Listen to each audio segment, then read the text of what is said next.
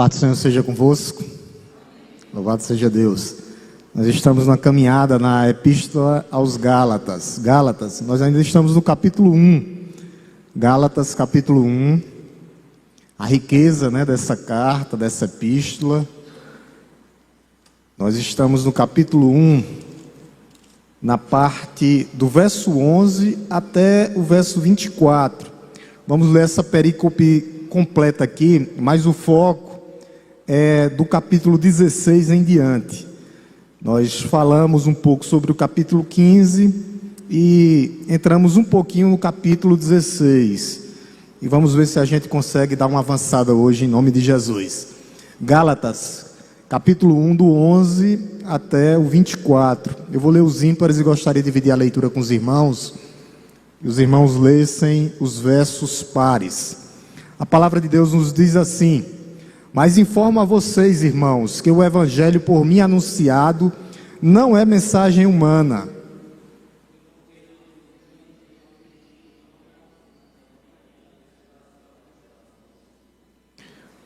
Porque vocês ouviram qual foi no passado o meu modo de agir no judaísmo, como, de forma violenta, eu persegui a igreja de Deus e procurava destruí-la.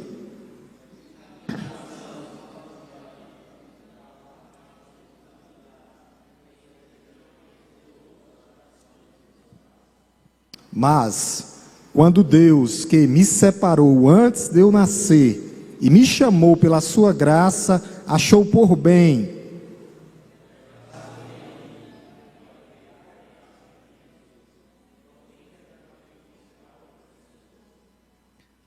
nem fui a Jerusalém para me encontrar com os que já eram apóstolos antes de mim, mas fui para as regiões da Arábia e voltei outra vez para Damasco.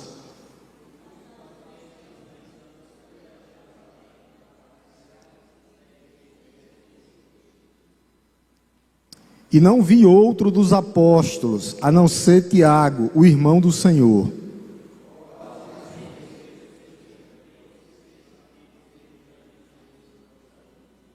Depois fui para as regiões da Síria e da Cilícia.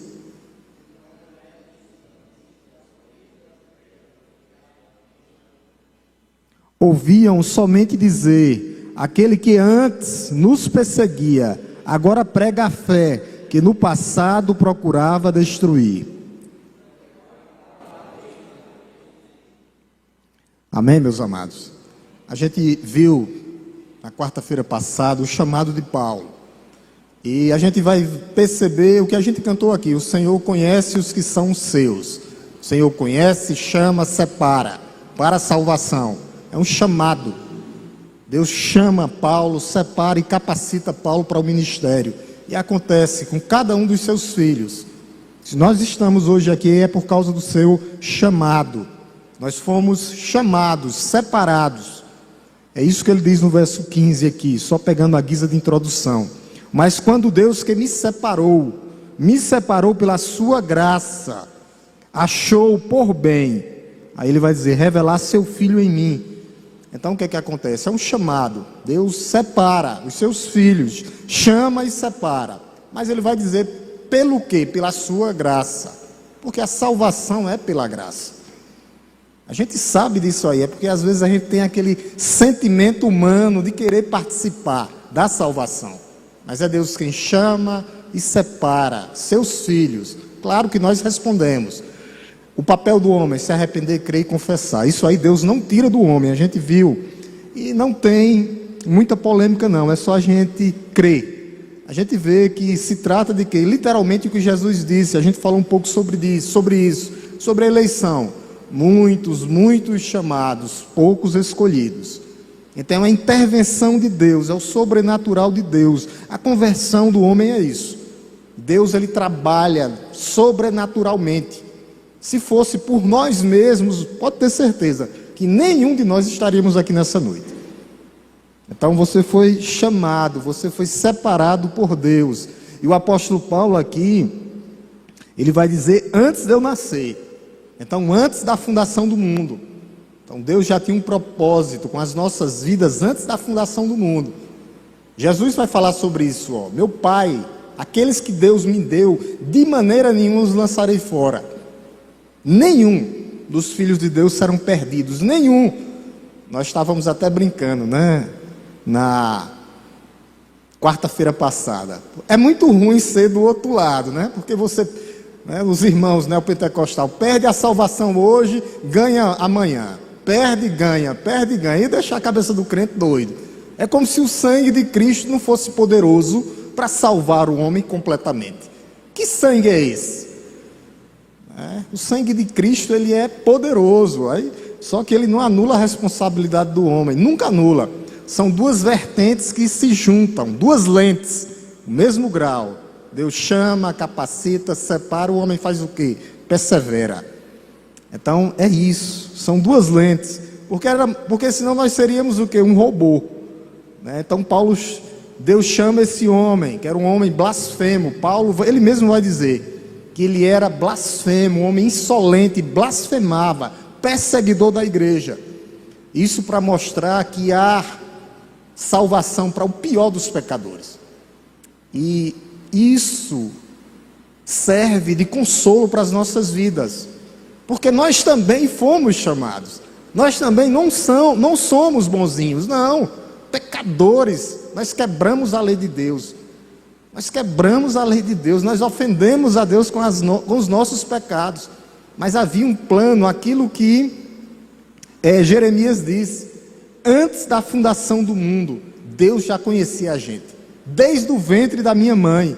E é interessante que Isaías vai dizer que Deus o conheceu e separou ele para servir antes da fundação do mundo.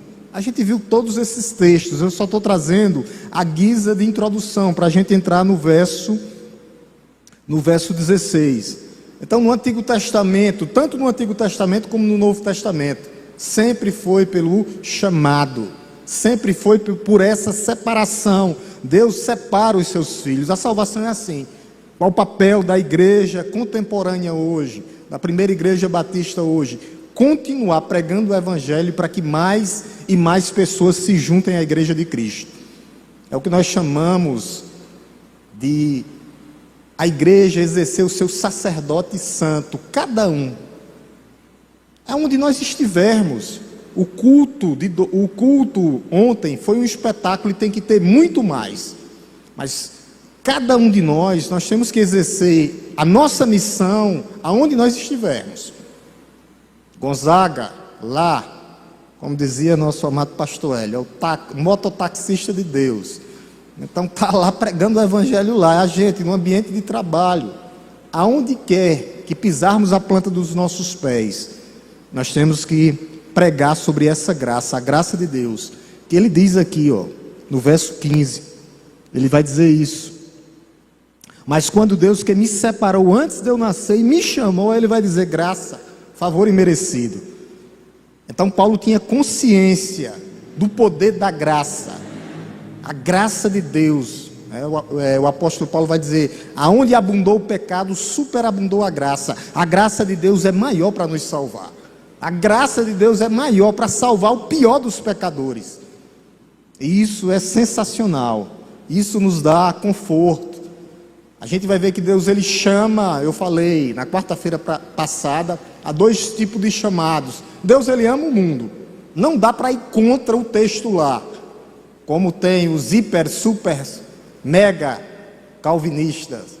Deus amou o mundo. O amor dele é Deus amou o mundo.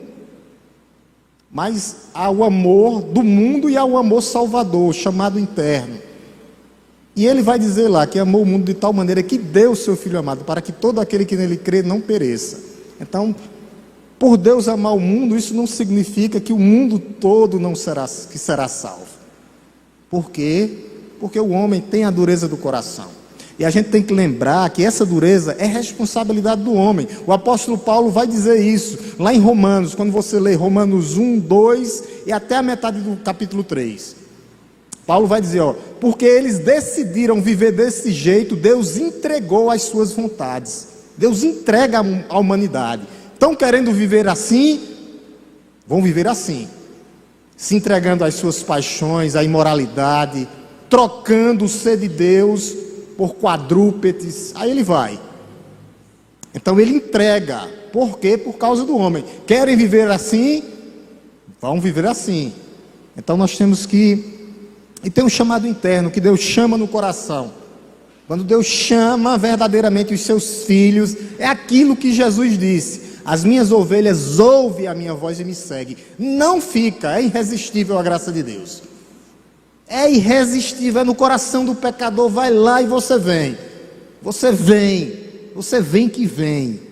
Porque você não consegue resistir. Esse é o amor de Deus, essa é a graça de Deus que nos alcançou.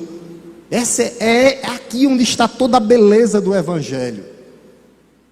Deus pegar homens, pecadores, que a gente olha assim, não dá nada, porque nós temos isso no nosso íntimo, querer julgar. Será que tem jeito para aquilo ali? Tem. Deus tem propósitos com os seus filhos. Deus tem propósitos. Essa é a beleza da misericórdia de Deus, o chamado pela graça irresistível. Nós não chegamos aqui por acaso, nós não somos um acidente, nós não estamos aqui hoje por acaso. É porque Deus nos amou de tal maneira, é por causa da sua graça, seu favor imerecido. Porque também nós estávamos perdidos igual a Paulo, e Jesus nos encontra através da sua graça. E ele vai, nós chegamos, até que enfim chegamos no verso 16. Olha o que é que o apóstolo Paulo diz. Ele diz, no finalzinho: achou por bem revelar seu Filho em mim. A gente vai ver que essa revelação de Deus é o que acontece. Foi um encontro que Paulo teve com Jesus na estrada de Damasco. E Jesus deixa Paulo, coloca Paulo aos seus pés. Paulo vai ao chão. Foi aquele encontro lá. E esse encontro não é simplesmente um encontro intelectual, não. Mas é um encontro pessoal. Aqui é justamente a transformação, a regeneração. Deus revela seu Filho em Paulo, transforma a vida de Paulo, resgata Paulo do império das trevas. Aqui é a conversão de Paulo. Então não foi uma simples experiência psicológica, não. Ou uma histeria, como tem muitas igrejas aí, emocional. Dizia pastor, há muita adesão hoje e pouca conversão dentro dessas igrejas. São adesões e não conversão. Mas aqui foi uma revelação sobrenatural de Deus. Deus transformando radicalmente aquele pecador. E foi isso que ele fez conosco. Paulo, de perseguidor da igreja, perseguia a igreja.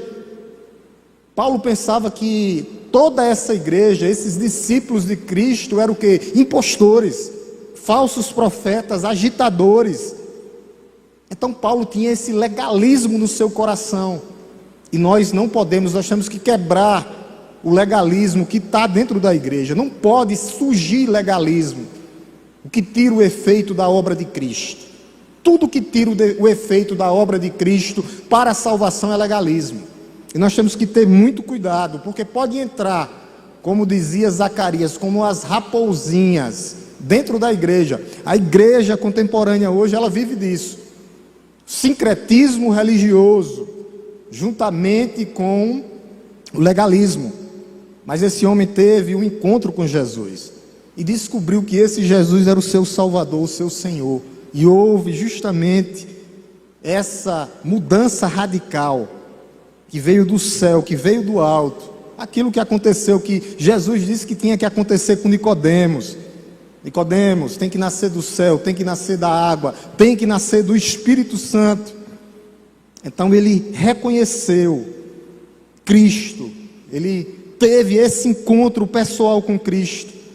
E Paulo, ele mudou completamente. Então nunca houve conflitos, porque alguns pregadores estudiosos querem colocar Paulo contra Jesus. Nunca houve. Foi uma revelação. E houve um treinamento diretamente com Jesus Cristo. Então a doutrina, ela se harmoniza entre o que Jesus pregou, o ensino de Paulo, pregação e ensino, que tudo isso é igual à perfeição. E ele diz aqui na parte B do verso 16, olha o que ele diz: revelar seu Filho em mim. E eu falei um pouco sobre essa revelação. Essa revelação não é só aos olhos físicos, não é. Aqui é como se fosse o apóstolo Paulo foi completamente tomado, revestido do poder de Deus. Totalmente revestido, completamente revestido, tomado pelo Espírito Santo de Deus. Foi isso, não só aos olhos. Ele simplesmente não viu Cristo, não. Mas ele foi completamente revestido. É isso que significa essa palavra revelação. Foi completamente, totalmente revestido de Cristo. Por quê, pastor? Porque antes ele vivia onde? Escuridão. A vida de Paulo era escuridão, era trevas. Ele vivia perdido, cego, sem ver. Ele vai mostrar isso lá na carta aos Efésios. Escravo do pecado, filho da ira, filho da desobediência, filho do engano. Era assim que ele vivia, completamente cego, vendado. Paulo vivia vendado, mas ele conheceu o seu Senhor. E ele vai falar lá na carta de 1 aos Coríntios que o véu da incredulidade foi tirada do apóstolo Paulo. Ele teve esse relacionamento com Deus, a luz do Evangelho brilhou em seu coração. Ele vai falar também isso lá em 2 Coríntios, que Cristo raiou, Cristo brilhou em seu coração trazendo luz, o próprio Cristo. Paulo faz uma comparação com Deus criando o mundo, quando Deus diz, haja luz, haja sol, haja firmamento. É a mesma coisa, ele usa a mesma palavra, Paulo, que a luz de Cristo raiou no coração dele, trazendo o quê? Transformação, mudança de vida. Qual a missão de Paulo? Qual a missão da igreja? Ele diz aqui no verso 16, na parte B, qual a minha e a sua missão? Aqui a missão nossa. Para que eu pregasse entre os gentios. A missão da igreja é pregar o evangelho da salvação. A missão da igreja é pregar o evangelho. Ele se revelou porque tinha um propósito. Qual o propósito dessa conversão de Paulo? Qual o propósito? Que Paulo fosse aos gentios e pregasse o evangelho, para que esse evangelho chegasse e quebrasse as barreiras culturais, não só em Jerusalém, mas Jerusalém, Judeia, Samaria, até os confins da terra. Tinha que quebrar esses paradigmas, quebrar essa barreira cultural. Foi para isso que Paulo foi chamado, e é para isso que nós somos convocados, comissionados nessa noite. Nós chegarmos em cada casa, aonde nós pudermos. Não se preocupe, simplesmente pregue. Só isso. Fale do que Cristo fez por você. Quem convence não é você, quem converte não é você, nem muito menos o pastor, mas Deus, através do Santo Espírito Santo de Deus. Então nosso papel é fazer isso que Paulo fez também. Essa está aqui a missão da igreja. Ele revelou o seu Filho e achou por bem revelar em mim, para que eu pregasse entre os gentios. Então, no momento que houve conversão, trouxe o que também? Comissionamento. Esse é o papel de Paulo. Esse é o papel da igreja. Paulo deveria conhecer seu filho e tornar seu filho conhecido. Essa é a missão da igreja. Nós já conhecemos. O que é que nós devemos fazer agora, pastor? Torná-lo conhecido a partir para fora, eclésia, fora das quatro paredes, mas alimentando a igreja aqui. Porque não tem coisa pior do que uma igreja imatura. Pensar que sabe de tudo, não sabe de nada, não se fortalece. A primeira marola que vem, está decaído, cansado, sobrecarregado, sem força, porque não se alimenta espiritualmente. Por isso nós temos que o quê? Primeiro, abastece o carro com o Espírito Santo de Deus, com a palavra de Deus, para depois sair. E nós vamos, essa é a missão da igreja. Já conhecemos, agora nós temos que torná-lo conhecido. E é interessante que o apóstolo Paulo, nós vamos pegar agora alguns versículos para mostrar que o apóstolo Paulo, ele tinha que quebrar essa barreira cultural. E nós temos que quebrar essas barreiras culturais que estão em nossa volta também. Então Paulo, inicialmente, judeus, depois ele sai e quebra essas barreiras culturais. Às vezes a linguagem, Nós temos que quebrar algumas coisas para que nós possamos alcançar mais e mais pessoas. Deus tem poder de nos dar estratégias para que nós possamos ser instrumentos usados. Paulo tinha que sair do judaísmo e ir para os gentios. E o tanto de estratégia que Deus deu a esse homem, sendo instrumento. Quando ele chegava, ele disse: quando eu tinha que me fazer de fraco, eu era fraco. Quando eu tinha que me fazer de forte, eu era forte. Fiz-me de fraco para ganhar muitos e de forte para ganhar muitos. Então, a gente vai ver que Paulo ele quebrou isso, mas ele começa no judaísmo.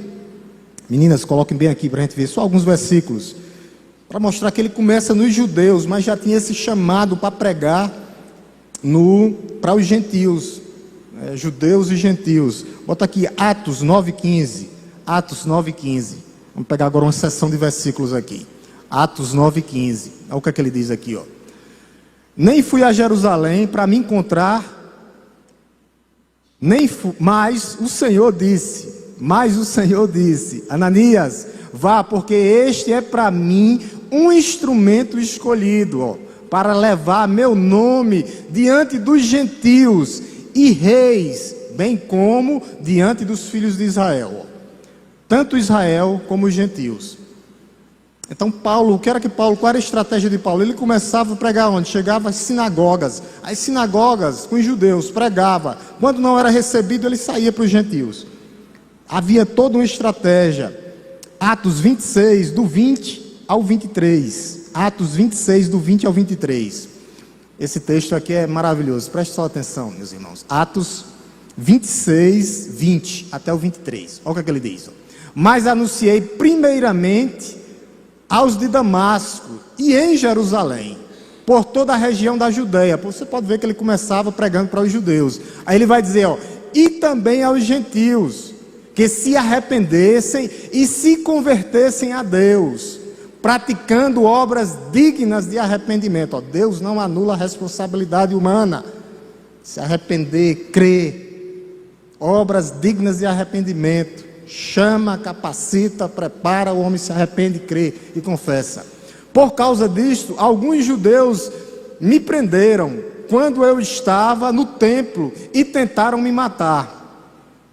Verso 22. Mas com a ajuda de Deus permaneço até o dia de hoje, dando testemunho, tanto a pequenos como a grandes, não importava se era rico ou pobre, não importava se era professor ou analfabeto, juiz ou doutor,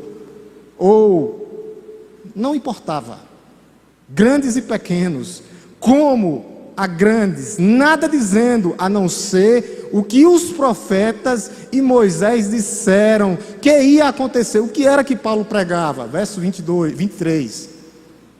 Isto é que o Cristo deveria padecer, e sendo o primeiro da ressurreição dos mortos, anunciaria a luz ao seu próprio povo e aos gentios. A luz chegou, a luz brilhou em nossos corações, trazendo paz, trazendo renovação, trazendo mudança de vida. Essa era a pregação de Paulo, era isso que o apóstolo Paulo fazia, judeus e gentios. Aí chegou um tempo que o próprio Espírito Santo disse: separa-me, Paulo, que eu vou enviar ele aos gentios. Daqui a pouco a gente vê esse texto. Agora a gente vai ver aqui que ele já parte e já está só nos gentios. Atos, eu estou usando Atos porque para você entender as epístolas você tem que sempre ler Atos, todas as epístolas, porque é onde conta as histórias. Como é que eu vou entender as epístolas? Estudando Atos, porque é onde os apóstolos começaram a desenvolver o seu ministério. A igreja surge ali. Deixa eu lembrar uma coisa para vocês, até os evangelhos, tá? Não fique abismado com isso. Jesus ainda vivia na época do Antigo Testamento. O Novo Testamento começa a partir do derramamento do Espírito Santo de Deus. Jesus cumpre completamente a lei. Então, até os evangelhos, Jesus ainda vivia. Lembra o que ele disse? Quando os leprosos, vai lá no sacerdote e faz a purificação. Por quê? Porque ele ainda estava cumprindo a lei. A partir de Atos, Novo Testamento, nova aliança, e começa justamente através dos 4 Pentecostes. Foi 4 derramamentos do Espírito Santo em Atos. Vou trazer isso aqui como parêntese, só para a igreja lembrar. Tem que focar nisso, não pode perder isso aí. Isso é central para virar a chave. Porque senão você pode ler ainda e pensar que os evangelhos estão todo voltado para o novo. Não, Jesus ali estava preparando. Isso aí. Então o que é que ele diz aqui? Atos 13, 47. Atos 13, 47. Olha o que é que ele diz. Diz assim, porque o Senhor assim nos determinou. Eu coloquei você como luz dos gentios, a fim de que você seja para a salvação até os confins da terra. A partir de aqui ele já separa Paulo. Não é mais judeus não, agora só para os gentios. Outras nações, até os confins da terra. Não é que Paulo salvava não, mas que Paulo pregava a salvação. Essa palavra aqui, ele usa aqui, né? Paulo salva não. Você será salvação, pregando o Evangelho, pregando o Cristo. Olha o que é que ele diz aqui agora. Atos 26, 17 e 18. Aí a gente fecha. Atos 26, Atos 26, 17 e 18, Eli. Olha o que é que ele diz aqui. Vou livrar você do seu próprio povo. Paulo foi muito perseguido. E dos gentios, para os quais eu envio, só os gentios agora. Aí ele vai dizer, para abrir os olhos deles e convertê-los das trevas para a luz, e do poder de Satanás para Deus, a fim de que eles recebam o quê? Remissão de pecados e herança entre os que são santificados pela fé em mim, em Cristo.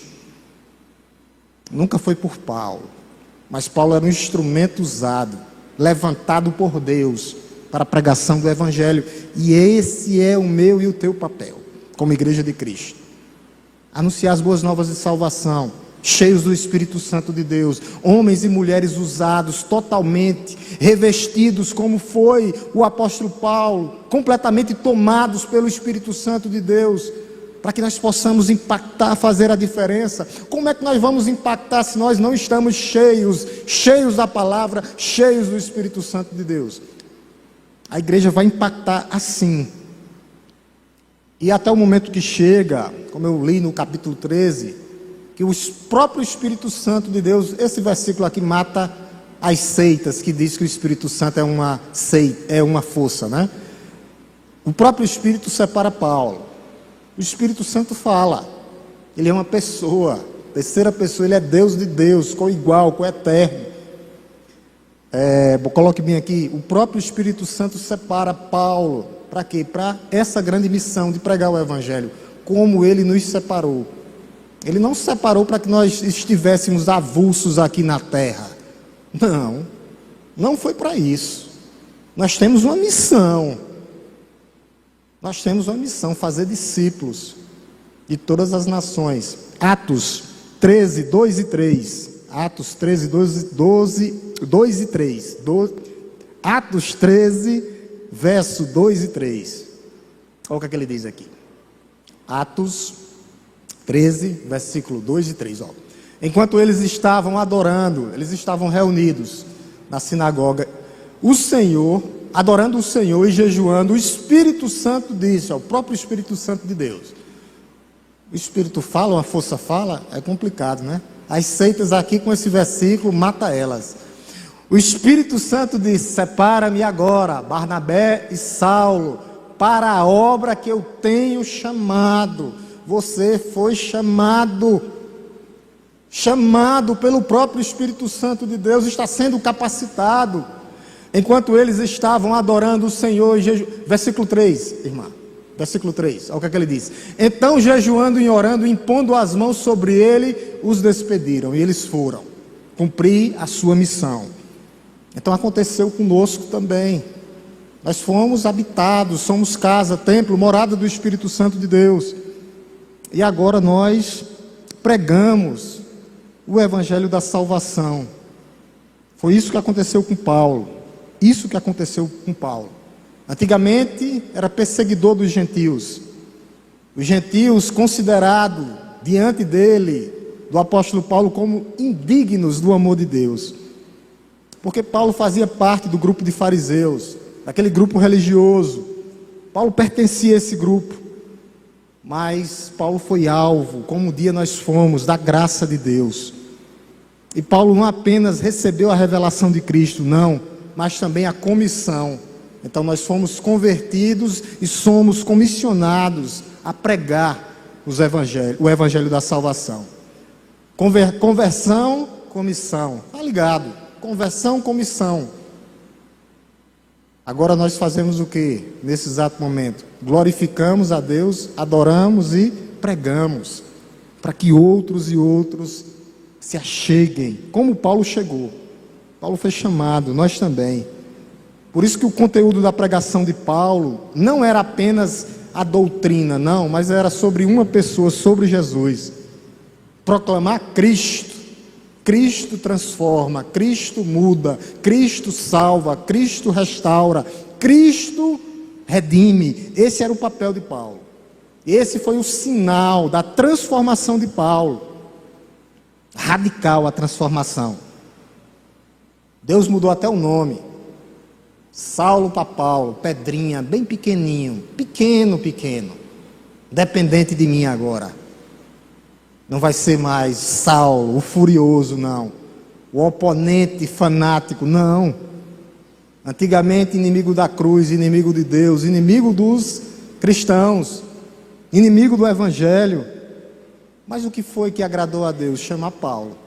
Por isso que Deus usa as coisas loucas desse mundo.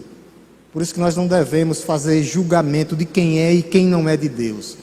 Porque a árvore é conhecida pelos frutos. Um feroz opositor do evangelho, feroz, vivia feito um animal, mas a palavra vai dizer que Deus escolheu ele antes dele nascer, para a pregação do evangelho. A sua vocação era pregar, a sua missão era pregar Cristo aos gentios, para que esse evangelho pudesse quebrar a cultura, as barreiras culturais, sociais e econômicas. Quebra tudo. Esse evangelho, ele é poderoso, ele quebra culturas, quebra, trazendo para Cristo, transformando o pior dos pecadores. Por isso que no verso 16, na parte B, ele diz assim, ele diz na parte 16, não fui imediatamente consultar outras pessoas, porque foi uma revelação direta do céu. Não fui a outros, não consultei. Essa palavra está ligada à mesma palavra que da confissão de Pedro, quando Jesus disse para ele, não foi carne nem sangue que te revelou isso, mas meu Pai que estás no céu.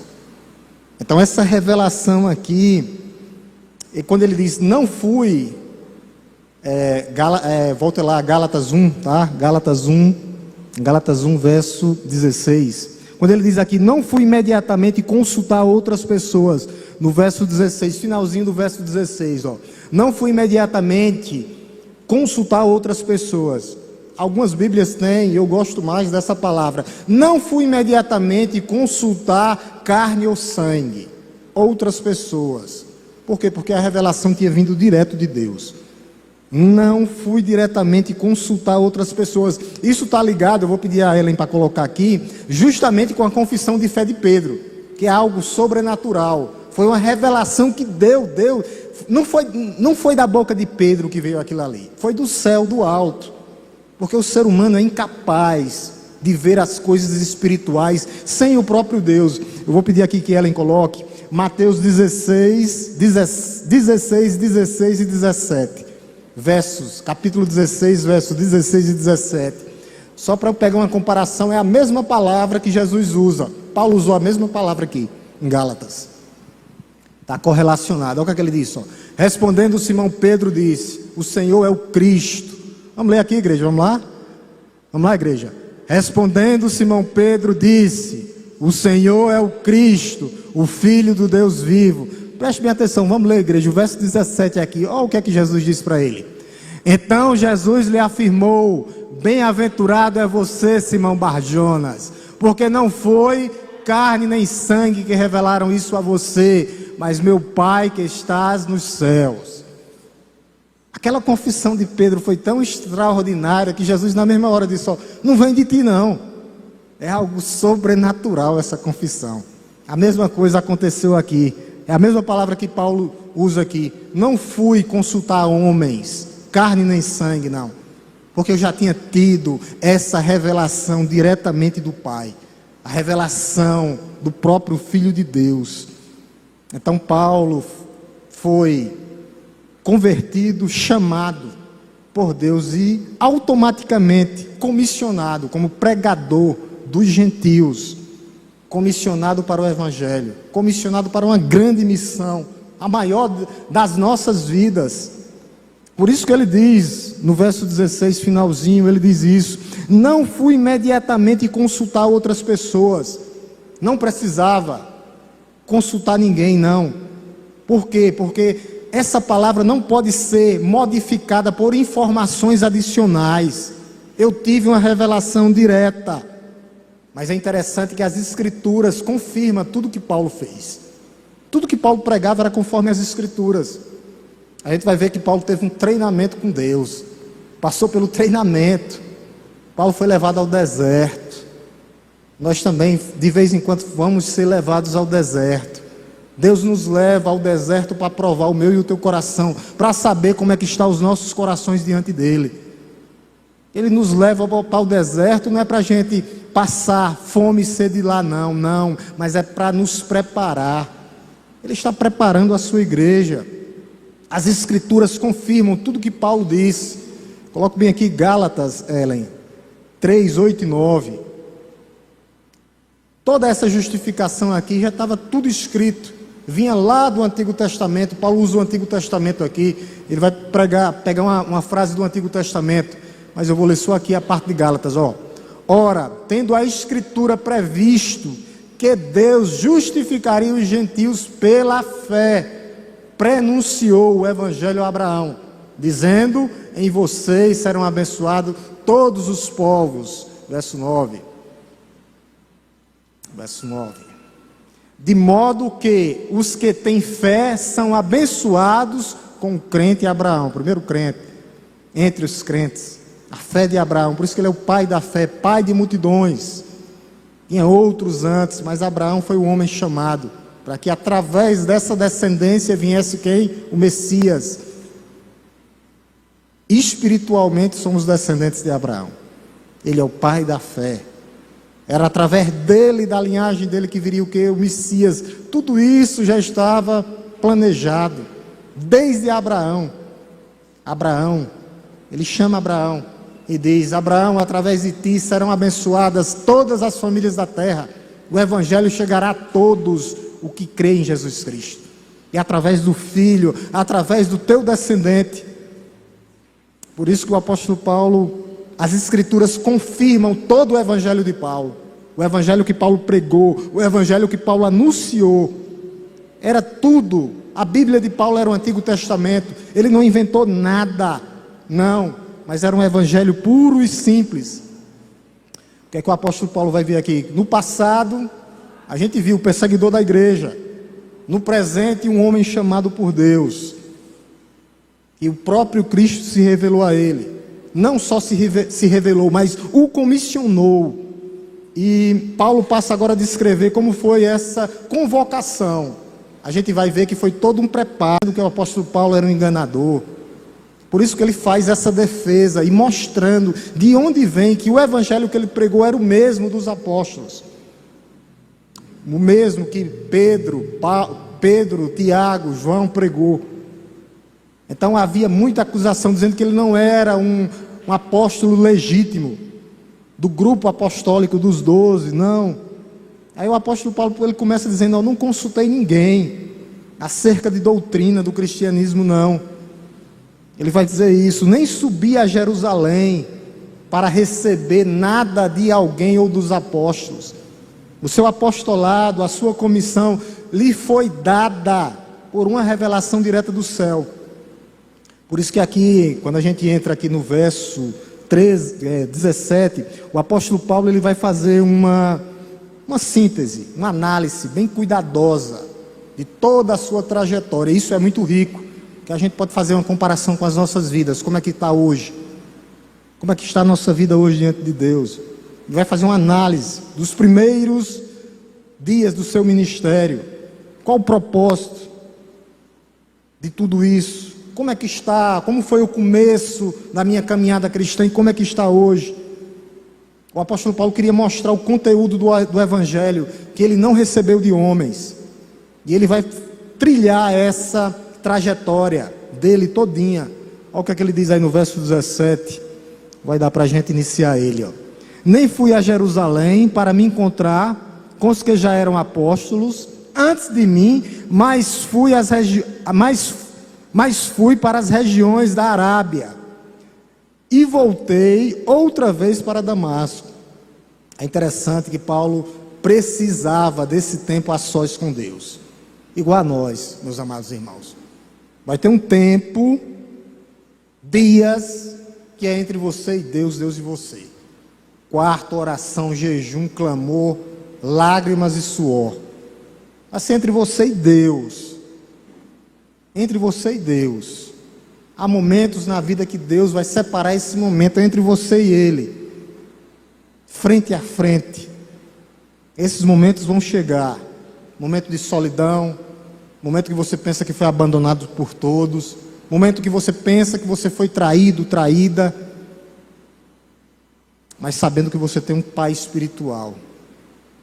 Que a confiança tem que estar nele. Que os seus olhos não podem ser tirados dele.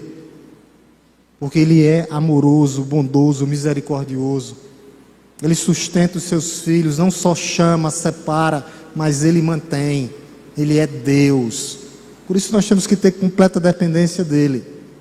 Vamos nos decepcionar aqui na terra, porque não somos perfeitos. Não há perfeição aqui. Não há perfeição aqui. Por isso que há momentos, é só entre você e Deus. O apóstolo Paulo foi levado para passar 3 anos. 3 anos na Arábia. Aquilo ali foi um treinamento intensivo com Deus. Ele e Deus, Deus e ele e Cristo, Cristo e Deus. Tem momentos na vida que é entre você e ele e você. Frente a frente, face a face. Melhorando o que tem que melhorar, ajustando o que tem que ajustar. Por isso que ele mostra a trajetória do seu ministério aqui. Ele diz: não consultei homem algum, carne nem sangue, nem subi a Jerusalém. Não, versículo 17. Para consultar os outros apóstolos, não, antes de mim, mas parti para as regiões da Arábia. Por isso que ele está defendendo aqui. E ele vai mostrar aqui os termos do seu apostolado, a preparação. Quantos anos Cristo passou com os 12 apóstolos? Quantos? Ele passou 3 anos na Arábia também. Tinha que ser preparado para o ministério. Nada acontece por acaso. Aí ele está mostrando a sua trajetória. Logo na sua saudação inicial, no verso 1, ele já mostrava que era um apóstolo. Paulo, apóstolo de Cristo. Ele foi constituído como apóstolo. E ele tinha que passar aquele momento com Cristo. Era crucial na sua vida. Por isso que nós temos que ter momentos a sós com Deus. Momento a sós com Deus. Seu devocional, na sua oração. Aquele momento, aquele cantinho da sua casa. É entre você e Deus. Paulo reconhecia. Ele nunca deixou de reconhecer a autoridade dos apóstolos. Ele sabia que os apóstolos eram autoridade, mas a diferença entre eles, os 12 e Paulo, simplesmente era cronológica. Somente isso. A importância do ofício de Paulo era a mesma de Pedro, de Tiago, de João, a mesma. Por isso que não havia necessidade dele primeiro ir aos apóstolos, não. Aos 11 e mais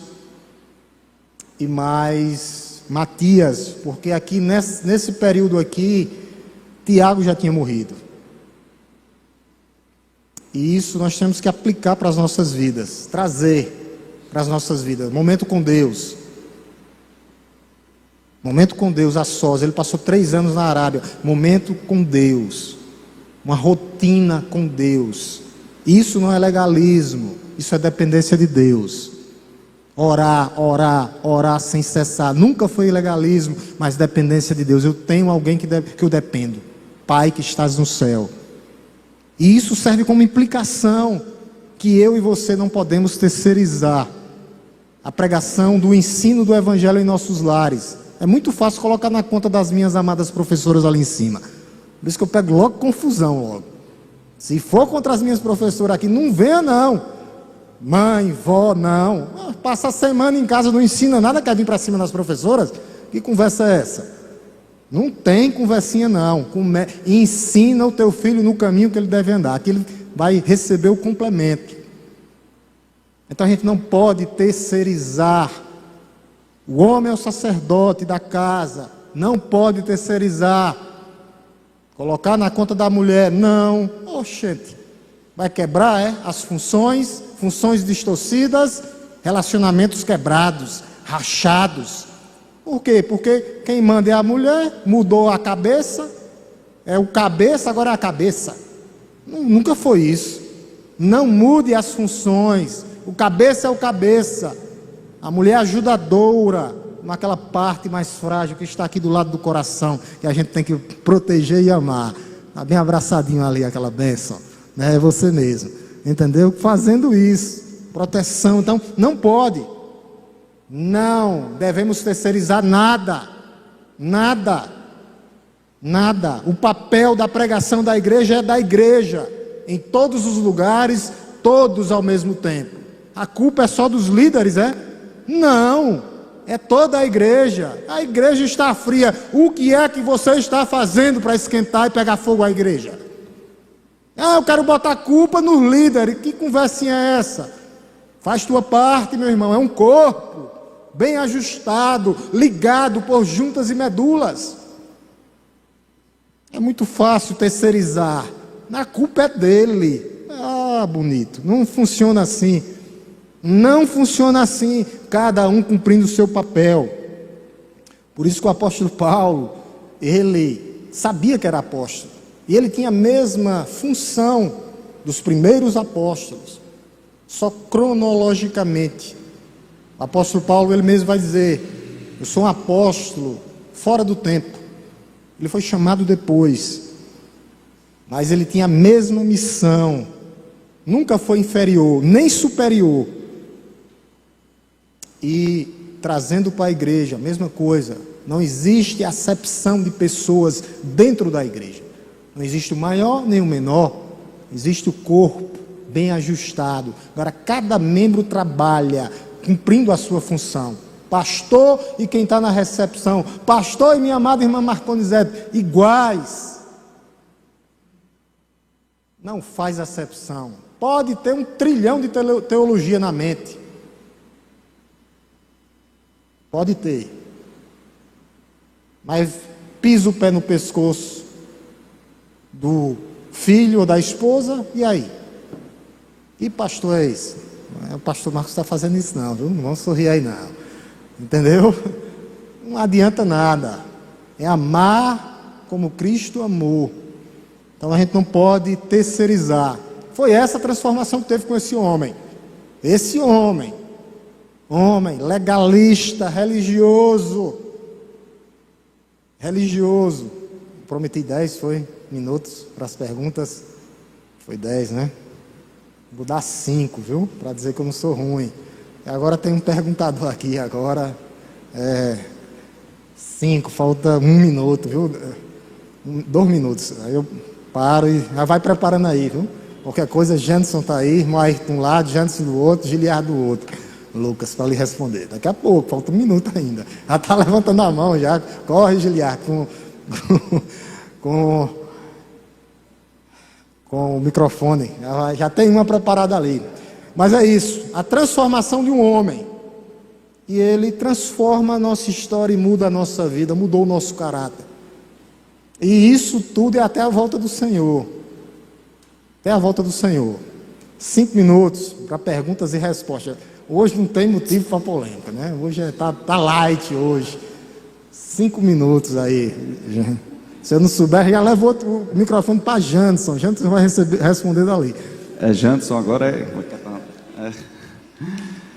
Pastor, eu acredito que não é uma pergunta polêmica, a depender de como seja a resposta, né? Uhum. Mas o senhor comentou que Paulo, ele pregava, tinha uma estratégia, digamos assim, ele pregava primeiro para os judeus, depois ele pregava para os gentios, não é isso? Porque o senhor tinha o objetivo de alcançar os gentios. Isso.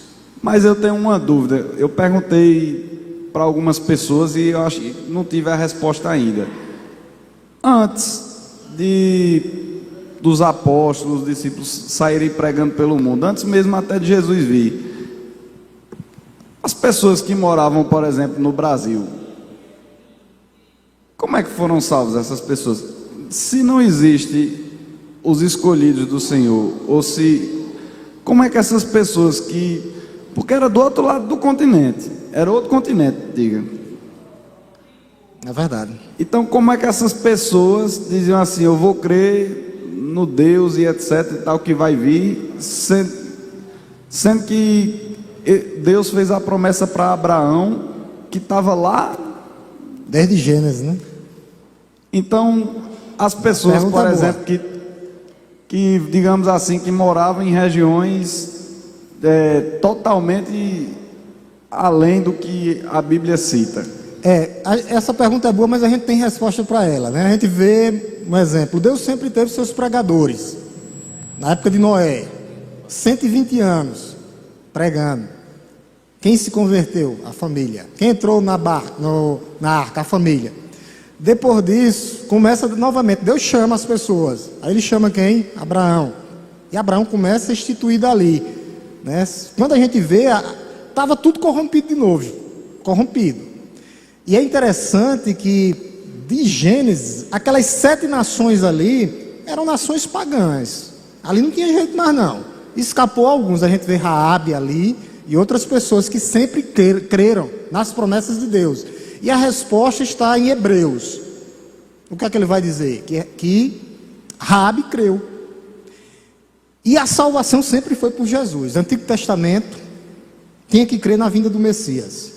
Mas eu estou entendendo, eu vou chegar aí. Calma que eu vou chegar até aí. Você quer saber do Brasil, no mundo, né? Como é que chegou antes disso aí? Que Abraão e etc e tal, era todos lá. A gente vê que o que é que acontece? Depois que o império, o reino é dividido, os judeus se espalham. Se espalham. Tinha judeu em todo o mundo. Qual era o papel dos judeus?